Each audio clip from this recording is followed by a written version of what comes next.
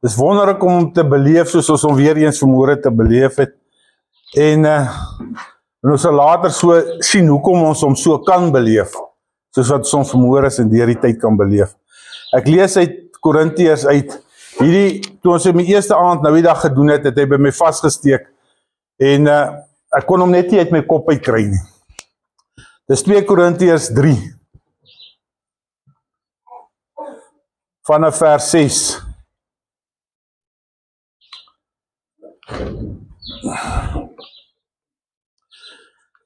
Wat ons ook al bekwaam gemaak het as dienaars van 'n Nuwe Testament en nie van die letter nie, maar van die gees, want die letter maak dood, maar die gees maak lewend.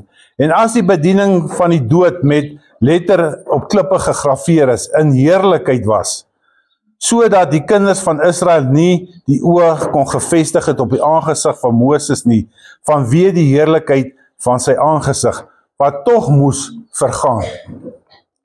Hoeveel te meer sal die bediening van die gees daar nie in heerlikheid wees nie.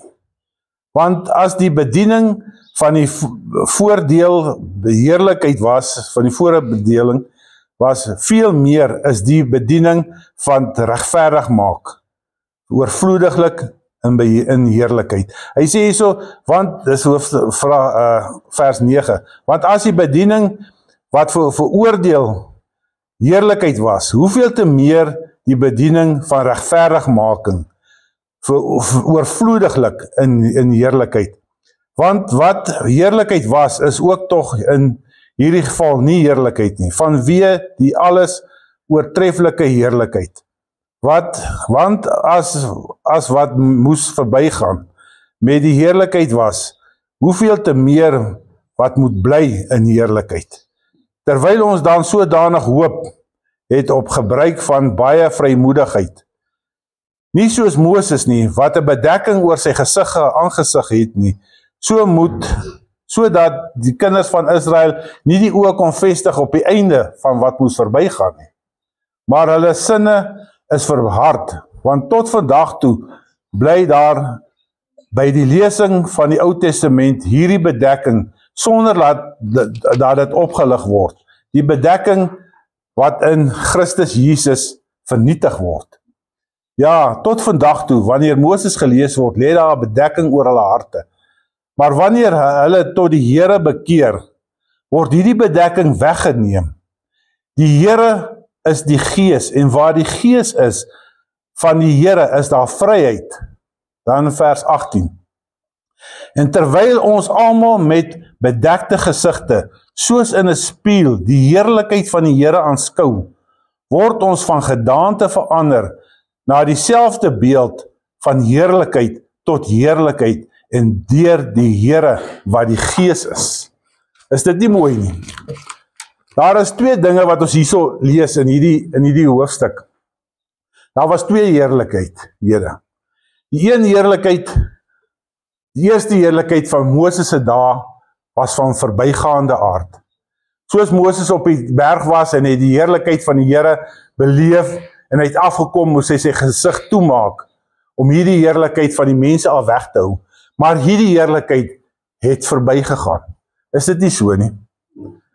Nou dink ons aan dit dat dit 'n verbygaande heerlikheid was. Ek sien nou die dag, as ek dink aan die wette, 613 wette wat die Jode gehad het hierdie wette, as jy hom soos 'n koek sny, vir ons elke dag se mense was omtrent die helfte van daai koek, was wette wat op die gewone mense van toepassing was.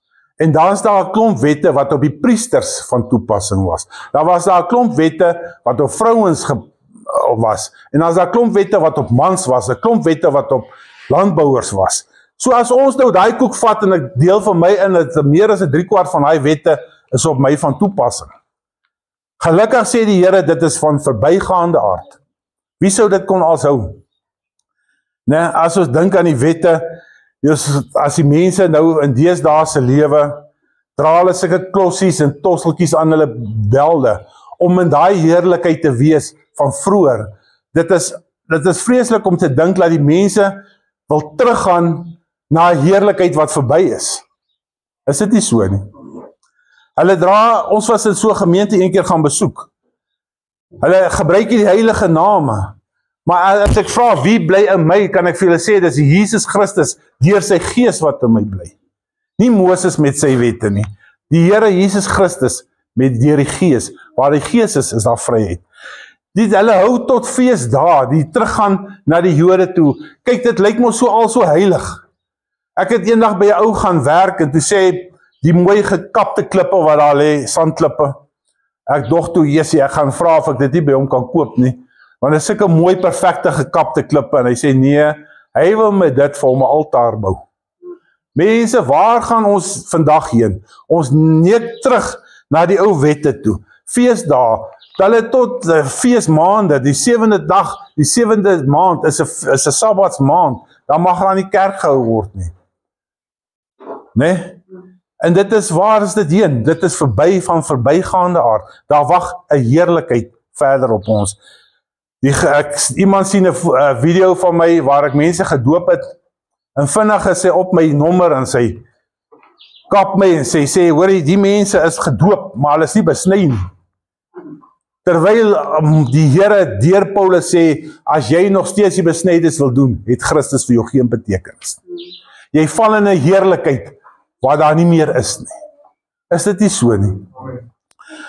Ons dink aan die Sabbatsdag, as mense wat klem op een wet, die Sabbatswet.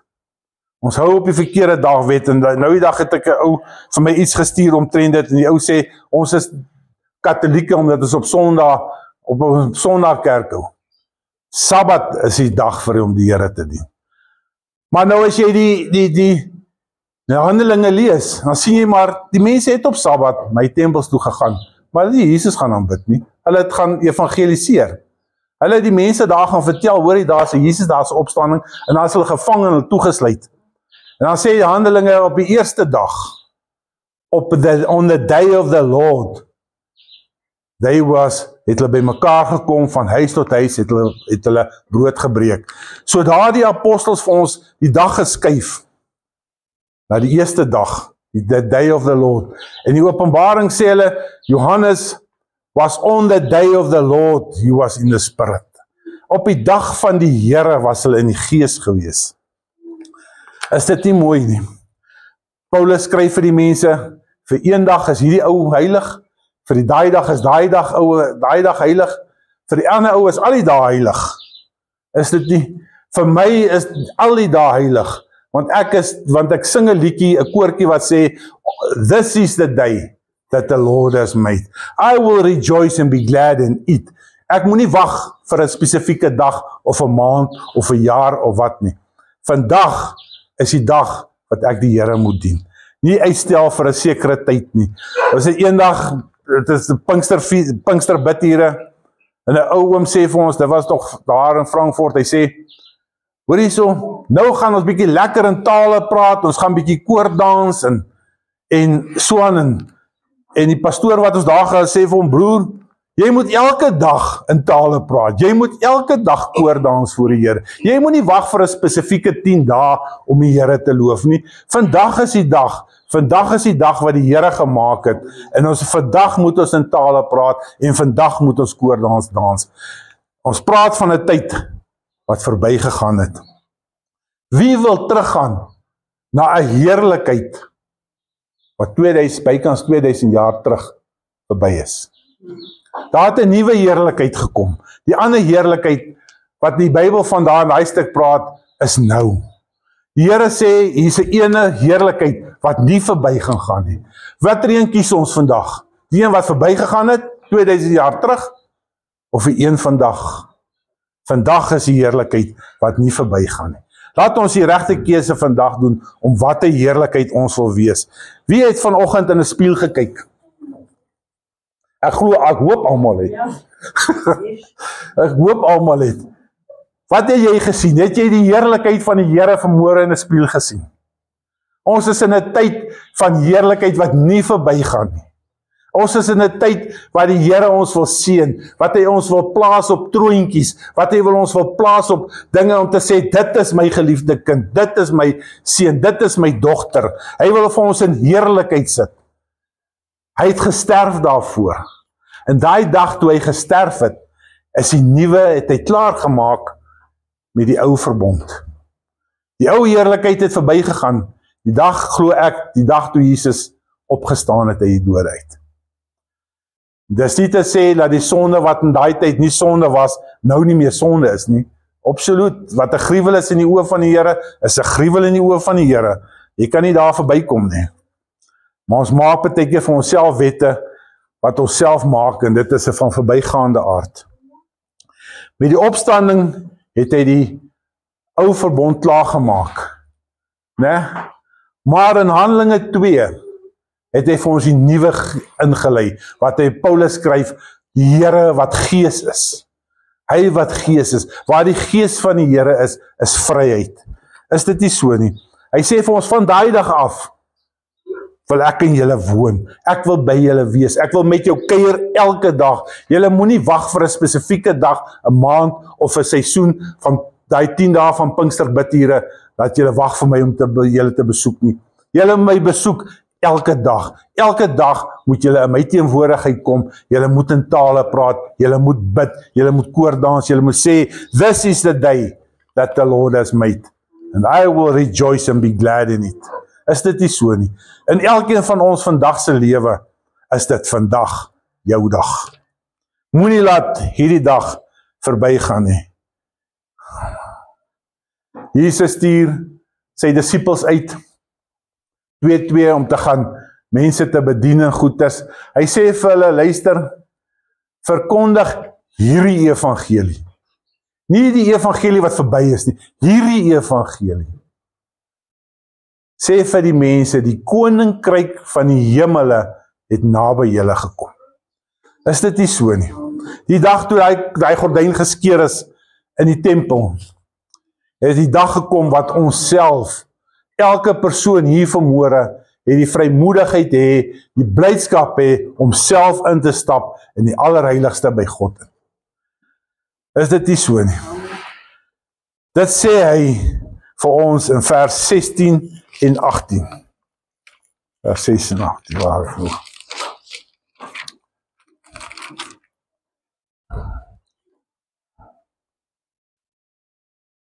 Vers 6, wat ons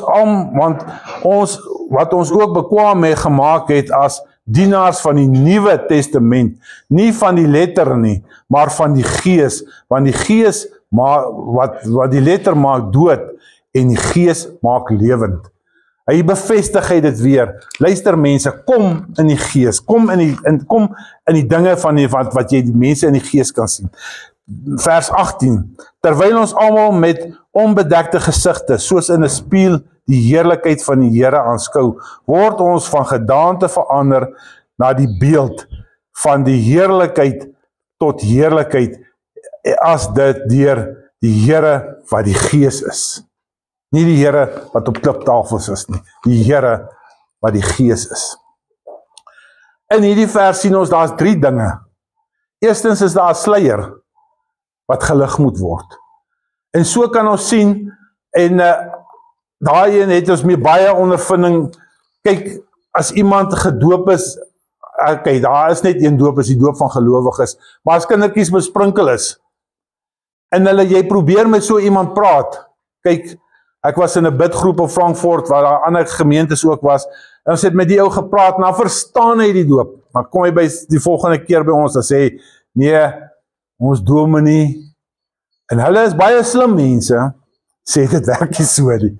Hulle gaan terug, want daar's 'n sluier oor hulle oë, hulle kan nie vrykom nie, daar's 'n sluier, want hulle staan met die wette, die ou verbonde, selfgemaakte wette, self impliseerde goed, 90% van die goed wat hulle doen, is wat hulle self op uitdink, is voor hulle gesigte. Hulle kan die Here wat die Gees is, nie sien nie. Paulus sê, die nuwe heerlikheid is beter as die oue. Is dit nie so nie? As ons sien Lazarus, hy's daar in die graf, hy's onder die ou verbond, hy lê met lappe toe, agter 'n klip deur, en hy hoor die stem van die Here Jesus, Lazarus kom uit. Né? Al hoe die sluier van jou oë af sal val, as wanneer jy die stem van die Here hoor, wat vir jou sê, Piet Koos, kom uit. Terwyl hy sluier op jou gesig hang, en dit diep jou vashou in die ander dinge wat van verbygaande aard was, 2000 jaar terug, hou jy vas aan. Maar die Here sê, ons is hierso, die sluier, om die sluier weg te neem, te word, né?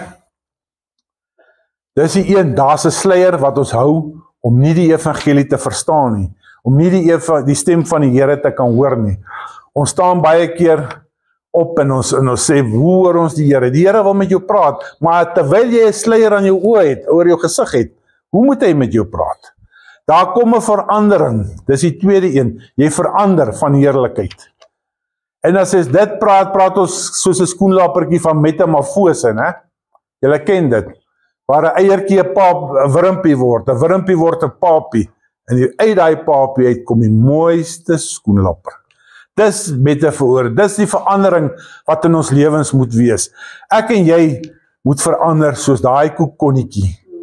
As die sluier afgeval het, is daar 'n heerlikheid wat ons nou moet verander.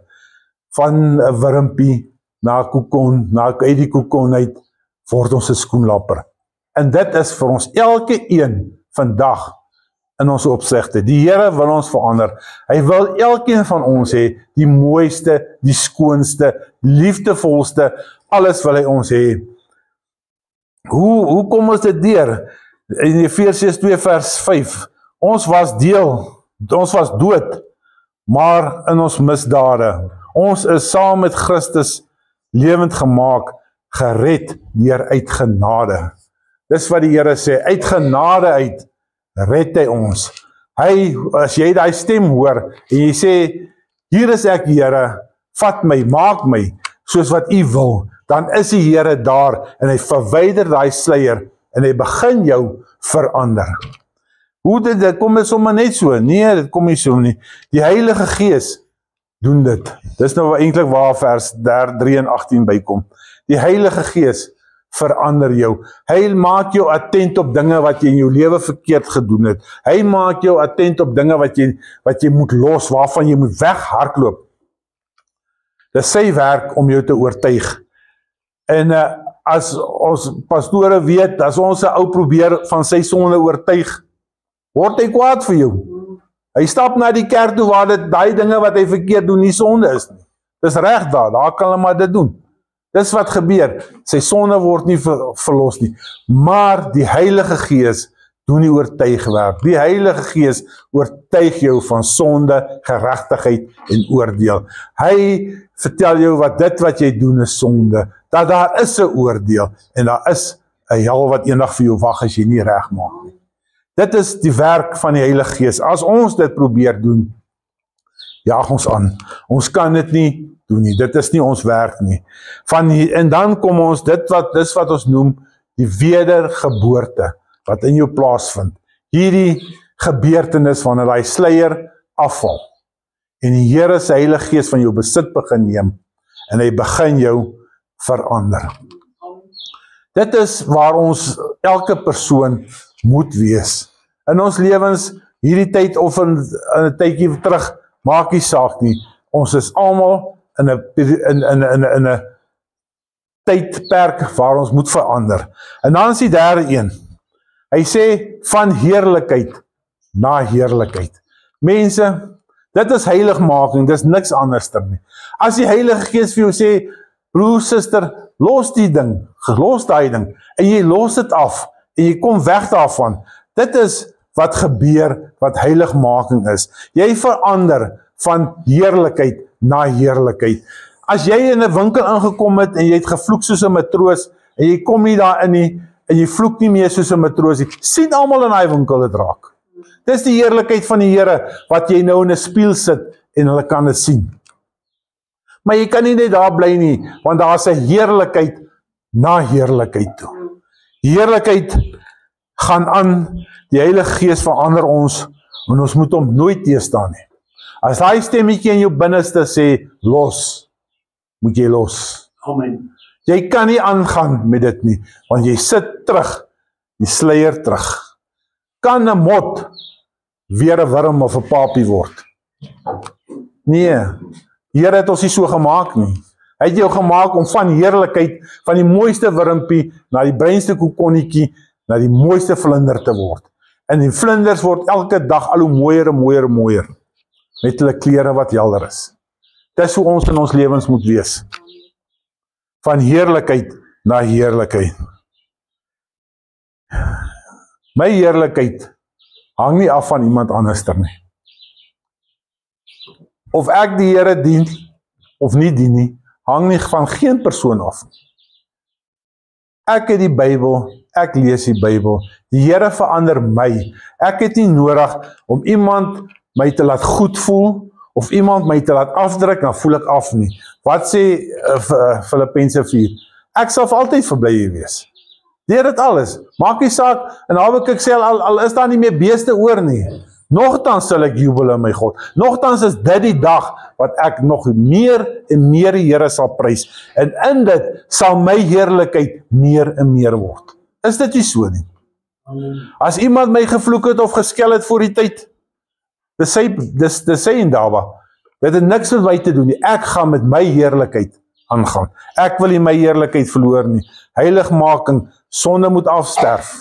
Dit moet uitkom. Woensdag het ons ook by die bidtuur gepraat van om mense te vergewe. Dit is ook 'n heiligmaking. Soos ons gehoor het hoe mense vergewe het, verander jy om mense te kan vergewe. Dit is absoluut 'n heiligmakingsproses. Die Paulus skryf dit self in die Bybel, hy sê, Jesus sê, hy sê, hoor hierso, los maar jou offergawietjie hierso. Dan gaan versoen eers met jou broer en jou suster. Dan kom jy terug en jy gee jou offergawe. So, ek wil net by julle sê, dis hoe belangrik 'n offergawe is. Dat die Here sê, luister, los dit. Dat dit gaan niks beteken nie. As jy nie jou broer en jou suster wat iets teen jou het, nie jy iets teen hulle nie, hulle het iets teen jou, sê die woord. Moet jy gaan versoen. Amen. Gaan maak reg, dan beteken daai offergawe wat jy gegee het, vir jou baie. Dit gaan vir jou dalk 'n deur oopmaak, een of ander tyd, dit gaan vir jou iets inbring, wat jy nie verwag het nie, 'n seën van iemand wat vir jou wil seën met iets, gaan vir jou inbring. Maar, maak reg met mense. Los jou offergawe maar daar. Ons kan nie weer van vooraf motte word, papies word nie. As ons een keer verander het na 'n vlindertjie, hou dit mense, moenie jou vlekkies laat nat word nie, want vlekkies wat nat word, verdor, né? As jy 'n skoenlapper nat spuit, dan gaan sy vlekkies agteruit. Dis nie soos 'n naaldekoker wat kan aanhou vlieg nie. 'n mot ook, as jy hom so vryf jy daai poeier af van sy vlerke af, en hy sukkel om verder te vlieg. Moenie laat iets of iemand daai heerlikheid van jou wegsteel nie. Gaan aan. Beweeg verder as dit. Nou as ons mekaar vra, as ons nou in die spieël kyk, na wat die Here met ons gepraat het vanmôre, hoe lyk jy vanmôre in die spieël? Hoe lyk ek in die spieël? Kan die mense die heerlikheid van die Here in my gesig sien? Terwyl dit baie keer nie lekker gaan nie, baie keer ook maar druk, ook maar swaar kry, ook maar moeilikheid, ook maar siek, ook maar dit. Loop ek hier môre uit met 'n glimlag op my gesig? Of lyk dit of ek in die bedeling is van swaar kry en klippe op my gooi? Nee, mense. Die Here wil hê ons moet sy heerlikheid uitstraal vanmôre. Laat ons as ons beweeg, moet sy heerlikheid uit ons uitstraal. Is dit nie so nie? Wie voel vanmôre hartseer of wat jou heerlikheid is van jou beroof of whatever? Eerstens, jy moenie laat iemand anderster jou heerlikheid vat nie. Jy is 'n unieke mooitjie deur die Here geskape om hom te eer. En jou eerlikheid is vir hom, nie vir ander persone. Die ander persone moet die heerlikheid in jou sien. En dan gaan hulle vra, broer, suster, ons weet dinge gaan nie goed nie, maar hoe lyk jy dan so opgewonde, so vol heerlikheid vandag? As ek sien, dan trippel jy hier ook en jy trippel ook uit, met 'n blydskap in jou hart. Is dit nie? Dan gaan ons mense verander om die Here te wys, so lyk blydskap. Ek het nie 'n dop nodig om bly te word nie, ek het nie 'n mooi kar nodig om bly te word nie. Ek het nie geld nodig om bly te word nie. As die Here wat Gees is in my bly, sal sy heerlikheid uit my uitskyn. En wat het ek meer nodig as dit? En as sy heerlikheid uit jou uitskyn, gaan dinge met jou gebeur wat jy nie kan verstaan nie. Iewes skielik het daar mense wat by jou kom kuier. Iewes skielik stop iemand en hy gee jou brood. Iewes skielik is daar mense wat net vir jou sê, seën jou en jy lyk pragtig en whatever. Is dit nie so nie? Onthou vandag, dis nie môre of oormôre of wanneer nie. Today is the day the Lord has made. Amen. Nie môre nie, nie gister nie, vandag, elke dag in jou lewe. As jy opstaan in die oggend en jy kom in die spieël en kam jou gesig mooi en jy kyk vir jouself en sê, skyn ek vanmôre die heerlikheid van die Here uit. As ek gaan na die werk toe wat ek weet party mense is bietjie ongelukkig as oor die werke, maar as jy na die werk toe gaan, waarna toe jy gaan, straal jy die heerlikheid van die Here nog steeds uit. As ek vanaand kos maak vir my man of my vrou, doen ek dit met 'n oorgawe uit heerlikheid uit van die Here, of doen ek dit onder dwang, onder die wettiese manier? Ek moet, hulle sê mos, daar is so 'n TikTok wat sê, die wet sê, elke prisoner moet gefeed word, elke gevangene moet gevoer word, né? Of doen jy dit so, of doen jy dit in heerlikheid vir die Here, asof jy dit vir die Here doen? En die Bybel sê, ons weet nooit wanneer ons 'n engel aan ons tafel laat sit nie. Miskien is die ou wat jy gedink het, jou bose aardse vyand is, miskien is hy 'n engel. Jy moet optree asof hy 'n engel is. Dis die heerlikheid van die Here. As ons vat, weer eens, ek sê dit so baie, dis maklik en dis lekker om vir my seun iets te gee, en dis maklik en dis altyd 'n oorgawe wat ons vir hulle iets gee. Dis maklik, net nou nie. Maar om vir my vyand iets te gee, om vir hom blessings toe te wens, en vir hulle te sê, die Here seën jou vandag, dis nie altyd lekker nie. Dis maar die toetse wat ons ingaan, om te kyk waar staan ons heerlikheid vandag met onsself. So vandag is die dag wat die Here gemaak het. Laat ons bly wees, en die Here loof en prys in hom. Amen. Amen.